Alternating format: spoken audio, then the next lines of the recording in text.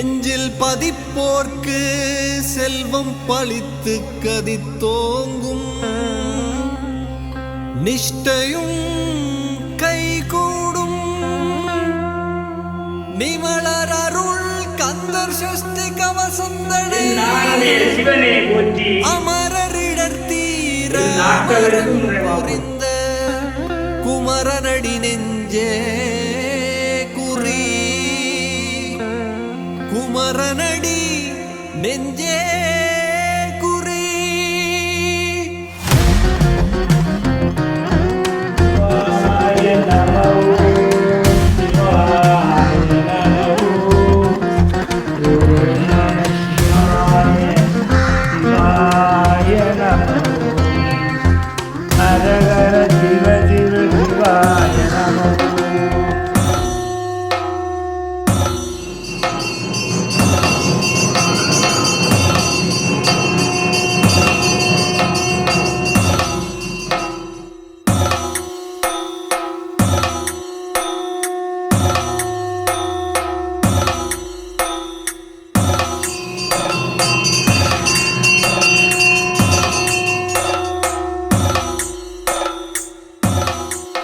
திருச்சிற்றம்பலம். தென்னானுடைய சிவனே போற்றி, என் நாட்டவர்க்கும் இறைவா போற்றி. இன்பமே சூழ்க எல்லோரும் நோயற்ற வாழ்வு குறைவற்ற செல்வத்தோடு வாழ்க. ஓம் நம சிவா. ஓம் சக்தி. அரஹர மகாதேவா. சிவ சிவ சம்போ மகாதேவா. ஓம் சாமியே சரணமையப்பா. ஓம் முருகப்பெருமானே போற்றி. ஓம் அருப்பெரும் ஜோதி அருப்பெரும் ஜோதி தனிப்பெரும் கருணை அருப்பெரும் ஜோதி. அன்பானவர்களே, அன்புள்ளம் கொண்டவர்களே, சிவபெருமானால் பூலோகத்தில் படைக்கப்பட்ட மனிதர்களே, மானிட பிறப்புகளே, மனிதநேயத்தை வளர்த்து கொள்ளணும் என்றதற்காகத்தான் இன்றைய நாள் இந்த யாழ்ப்பாணம் தொண்டமன்னார் செல்லச்சன்னதி திருத்தலத்திலிருந்து அனைவரையும் மன்றாடி கேட்பது, நோயற்ற வாழ்வு குறைவற்ற செல்வத்தோடு வாழ வேணும். அன்பே சிவம். சிவனை கும்பிடுங்கள், திருநீறு அணியுங்கள். மெயினாக இந்த அடியேன் என்ற உடம்பு மூச்சு பேச்சு பார்வை நாடி நரம்பு ரத்தோட்டத்தாலும் வருந்தி கேட்பது, திருநீறு அணியுங்கள், கையெடுத்து கும்பிடுங்கள். கையெடுத்து கும்பிட்டுதான் குழந்தை கருவுக்குள்ளேயே இருக்கின்றது. வேல் வடிவத்தில் தான் அனைவரும் உருவாகிறார்கள். ஓமண்ட மந்திரத்தை தான் உச்சரித்து கொண்டிருக்கிறார்கள் கருவில். இந்த யாழ்ப்பாணம் தொண்டமன்னார்ன்றது இலங்கை அந்த மைப்பை எடுத்து பார்த்தீங்கன்னு சொன்னால் ஒரு சைட்டுக்கு இப்படி சரித்து போட பசுமாடு மாதிரி இருக்கும். ஆனால் அதே பசுமாடு நந்தி தான் இந்த செல்லச்சன்னதியில் முருகனுக்கு நேராக பார்த்து கொண்டிருக்கிறது. அந்த தலை தான் யாழ்ப்பாணம். 4 காலை போட்டுட்டு பார்த்தா பசுமாடு மாதிரி இருக்குது. அந்த பசுமாடு நந்தி அது இந்தியாவை பார்க்குது, சிவனை பார்க்குது. அதாவது ஈஸ்வரன், நந்தீஸ்வரன், விக்னேஸ்வரன், பிரம்மணேஸ்வரன், ஏகாம்பரேஸ்வரன், சண்டேஸ்வரன், சன்னீஸ்வரன், வெங்கடேஸ்வரன், ஏகாம்பரேஸ்வரன், சுந்தரேஸ்வரன், சண்டேஸ்வரன், சன்னீஸ்வரன். சிவனைத்தான் எல்லாரும் வழங்குகிறார்கள் ஒழிய சிவன் யாரையும் வழிபட்ட தளம் இல்லை. இன்றைக்கு தொண்டமான் செல்லச்சன்னதி எடுத்து பாருங்கள். முருகன் இருந்தால் மயில் இருக்கணும், சேவல் இருக்கணும். இல்லைண்டா 150 வருஷத்துக்கு முன்னாடி முருகனுக்கு வாகனமாக இருந்தால் கிடாய் இருக்கணும்.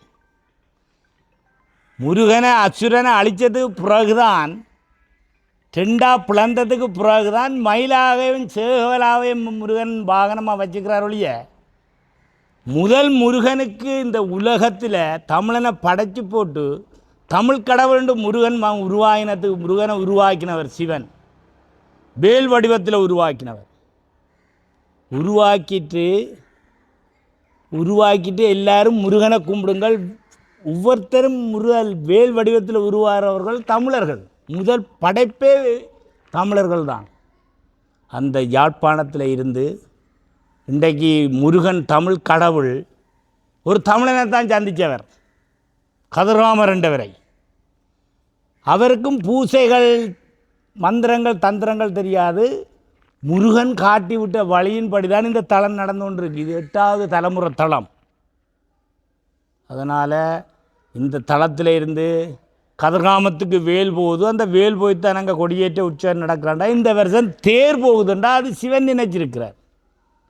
6 வெள்ளி வேலோட இன்றைக்கு அதே வெள்ளி வேல் இன்றைக்கு இந்த ஆலயத்துக்கு கிடைச்சிருக்கு. இந்த அடியேனுக்கு இந்த அடியேன் இந்த வேலும் தேரும் யாருக்கும் சொந்தமில்லை. உலகம் பூரா இருக்கிற தமிழர்களுக்கு சொந்தமானதான் தேரும் வேலும்.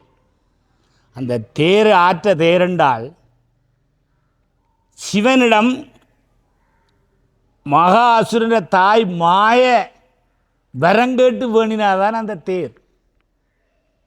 வரங்கேட்டு வேணின தேரில் இருந்தான் மகாசுரன் முருகனோட போர் செய்து கொண்டிருக்க முருகனால் அசுரனை அழிக்கி வதம் செய்யலாம் போனோன்னே திரும்ப இந்த தேர் யார் கொடுத்தது யார்கிட்ட கொடுத்தன்னு முருகனுக்கு தெரிய வந்தான். சிவன்கிட்ட கையேந்த சிவனுக்கு கிடைச்சது அந்த தேர். அந்த தேரில் இருந்தான் திருப்பி மகாசுரனை அழிக்க இல்லாது. அழியாவரம் பெற்றவர் தான் மகாசுரன். தேவர்களை சித்திரவதை செய்தவர். எங்களை தமிழர்களை எவ்வளோ பேர் சித்திரவதை செய்தாங்கள். தமிழனை யாரும் அழிக்க இயலாது. தமிழண்ட எவர் பிறந்தாலும் கருவிலேயே வேல் வடிவத்தில் உருவாகிறாங்கண்டா அது தமிழன்தான். தமிழனை தொட்டு தான் எல்லாரும். அதனால் மகாசுரனை அழியாத மகாசுரனை முருகன் வேல் கொண்டு தேருக்கு மேலே ஓடி திரியேக்க அசுரனால் ஒன்றும் செய்யலாம் போயிட்டு மாமர வேஷம் போட்டவர். இது வரலாறு இதிகாசனம், புராணம் இல்லை. அப்போ அந்த அதுக்குள்ளே தான் அசுரன் ஒளிஞ்சிருக்காண்டு வேலால் எய்யும்போது அந்த மாமரம் முக்காவாசியாக காவாசியாகவும் பிரிஞ்சது. பிரிஞ்சோன முக்காவாசி மயிலாகவும் காவாசி சேவலாகவும் மறுபிறப்பு பிறந்தவை. அதே மயிலாக இருந்து முருகனை காவலர் அசுரன், அதே முருகன் அசுரனுக்கு மேலே இருந்து மயிலுக்கு மேலே இருந்து சேவல் கொடியாக ஏந்தி கொண்டிருக்கிறதான் வரலாறு. அதனால் நாங்கள் வரலாறுகளை தடவ தேவையில்லை. வரலாறுகள் தானாக எல்லாருக்கும் தெரிய வரும். இடையில் வந்த படைப்பும் இல்லை, நாங்கள் வணங்குற இறைவனும் இல்லை. ஆதியாய் வேத நான்காய் அடிமுடி தெரியா வண்ணம் ஜோதியாய் நிறவன் என்ற துணைவனே நமச்சிவாய். இது சிவபூமி, சிவலிங்கங்கள் விதைச்ச பூமி. இது பூலோகத்தில் இது சொர்க்க பூமி. அனைத்து மக்களும் சந்தோஷமாக வந்து உறங்கி நீராடி குளித்து எந்த திருத்தலத்திலையும் இல்லாத ஒரு கட்டுப்பாடு இங்கே இல்லை. இங்கே யாரும் பெறலாம், எந்த நேரமும் பெறலாம், எந்த நேரமும் திருநீறு பூசலாம், எந்த நேரம் கேணிகளை முழுகலாம், படுக்கலாம், சாப்பிடலாம். மூதார்களெல்லாம் வந்து போவாங்க. இங்கே செல்லச்சந்நிதியில் யாரும் அனாதைகள் வந்து கிடக்கிற இடம் இல்லை. சொர்க்கத்துக்கு வருதுகள் தாய் தப்பன். அதனால் இனியும் எங்கட இந்த நாடு சிறப்பாக இருக்கணும், ஜாதி மத வேதம் இல்லாமல் மனித நேயத்தோடு வாழ வேணும்னு இன்றைய நாள் இந்த வேல் கிடைச்ச கையோடையே அன்பாக இருப்போம்னு சொல்லி ஓம் நமசிவா, ஓம் சக்தி, அரஹர மகாதேவா, சிவசிவ சம்போ மகாதேவா, ஓம் சாமியே சரணமையப்பா, ஓம் முருகப்பெருமானே போற்றி, ஓம் அருப்பெரும் ஜோதி, அருப்பெரும் ஜோதி, தனிப்பெரும் கருணை, அருப்பெரும் ஜோதி. நன்றி, வணக்கம், திருச்சிட்டம். ஓம் நமசிவா.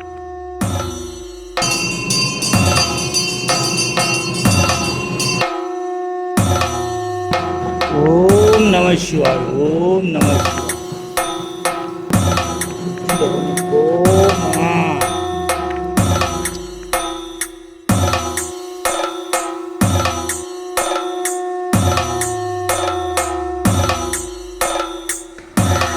ஓம் முருகப்பெருமானே போற்றி, செல்லச்சென்னதி முருகப்பெருமானே போற்றி, செல்லச்சென்னதி முருகப்பெருமானே போற்றி. ஓம் முருகா, ஓம் முருகா, ஓம் முருகா, அழகா போற்றி, கந்தா போற்றி, வேலா போற்றி, அரோகரா. முருகப்பெருமானுக்கு அரோகரா, செல்லச்சென்னதி முருகப்பெருமானுக்கு அரோகரா, கதிராம கந்தனுக்கு அரோகரா.